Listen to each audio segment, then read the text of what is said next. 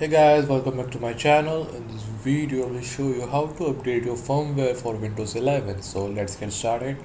So first of all, go to search bar, and in the here you can search Device Manager. Open Device Manager. It is a control panel. Maximize the window. Now here you can see the listed driver list of all the Windows 11 essential.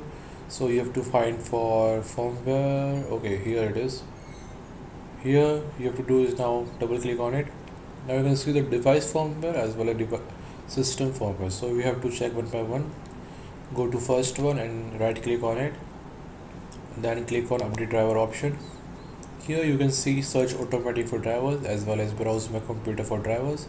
So in the first one, it will show you the latest available driver and install in your device. So click on it. And now you can see my device firmware is already installed. Now we will check for system firmware. Right click on it. Now again click on update driver option. Here you can see the two options here. You have to click on first one. Now as well as my system firmware is also up to date, so you have to close this window. Again close this one.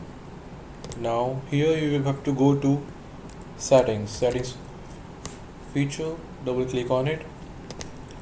Now in the left panel you have to search for Windows update option, as you can see here. Click on it. Now click on check for updates.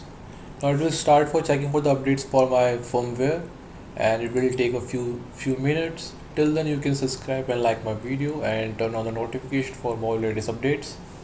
And it's searching for the latest updates, and you can see my Windows 11 firmware is up to date. And that's it guys. Now you can check in your PC or laptop. I hope you like the video, and we will see in the next one. Thanks for watching.